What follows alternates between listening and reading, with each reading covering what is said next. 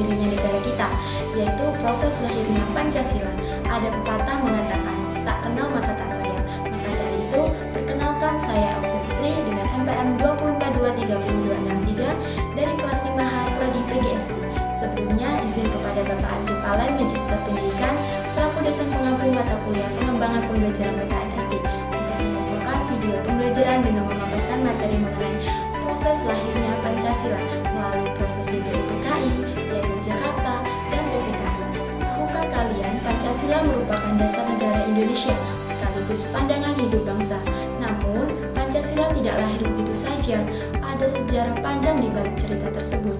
Ada perjuangan dan pemikiran besar para pendiri bangsa di balik lahirnya Pancasila yang kita kenal saat ini. Terdapat latar belakang proses lahirnya Pancasila. Sebelum Indonesia merdeka, bangsa kita mengalami masa penjajahan yang sangat panjang.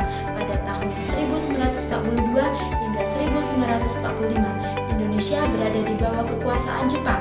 Untuk menarik simpati rakyat Indonesia, Jepang menjanjikan kemerdekaan sebagai langkah awal. Jepang membentuk BPUPKI, yaitu Badan Penyelidik Usaha-Usaha Persiapan Kemerdekaan Indonesia. Pada tanggal 29 April tahun 1945, tugas BPUPKI adalah menyelidiki dan mempersiapkan hal-hal penting untuk kemerdekaan Indonesia, termasuk merumuskan dasar negara yang akan menjadi pedoman bangsa. Dan BPUPKI telah melakukan sidang sebanyak 2 kali.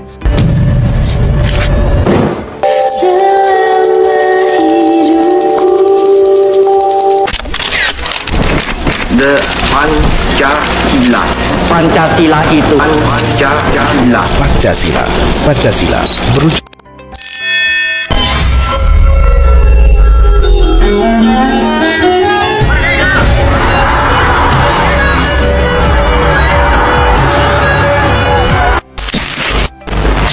Sidang BPUPK pada tanggal 29 Mei sampai 1 Juni tahun 1945.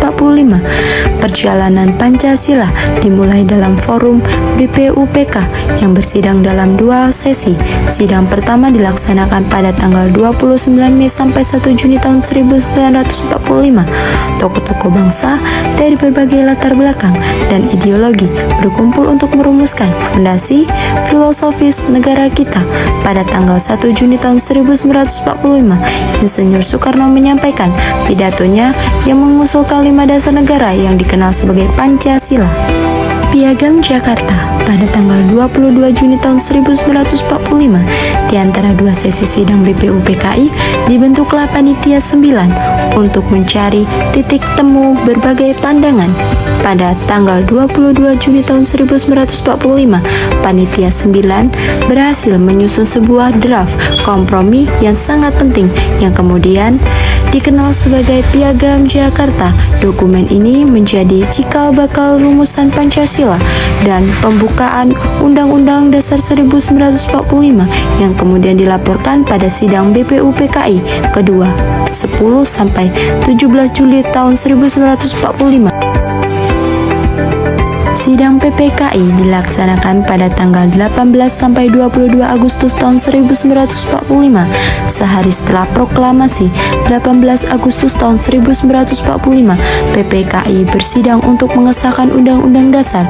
Muncul aspirasi dari perwakilan Indonesia Timur yang merasa keberatan dengan 7 kata dalam sila pertama Piagam Jakarta dengan bunyi, dengan kewajiban menjalankan syariat Islam bagi pemeluk-pemeluknya demi menjaga keutuhan bangsa. Para tokoh pendiri dengan kebesaran hati sepakat mengubah sila tersebut menjadi ketuhanan yang Maha Esa. Nilai yang tercermin. Peristiwa pada tanggal 18 Agustus tahun 1945 adalah cerminan agung dari nilai persatuan Indonesia. Para pendiri bangsa mempraktikkan musyawarah untuk mufakat dengan mengutamakan kepentingan nasional di atas segalanya. Mereka menunjukkan tegang rasa dan keadilan sosial, memastikan tidak ada satupun golongan yang merasa ditinggalkan dalam rumah besar bernama Indonesia. refleksi pribadi atau pelajaran penting. Bagi saya, pelajaran terbesarnya adalah bahwa persatuan itu diupayakan, bukan sesuatu yang datang dengan sendirinya. Para pahlawan kita rela mengesampingkan perbedaan dan berjiwa besar demi cita-cita bersama, hanya dalam hitungan hari, bahkan jam. Hal ini adalah bukti kedewasaan berbangsa yang luar biasa, di mana kepentingan kolektif jauh lebih utama daripada kepentingan kelompok. Relevansi bagi generasi muda di zaman sekarang, di mana perbedaan pandangan sangat mudah memicu konflik. Semangat PPKI itu sangat kita butuhkan. Sebagai anak muda, kita bisa meneladani dengan cara sederhana, mau mendengarkan orang yang berbeda pandangan, tidak menyebarkan hoaks yang memecah belah, dan aktif berkolaborasi dalam kegiatan positif di lingkungan kita. Demikian video pembelajaran yang dapat saya sampaikan mengenai pembelajaran dari sejarah Pancasila bagi generasi muda.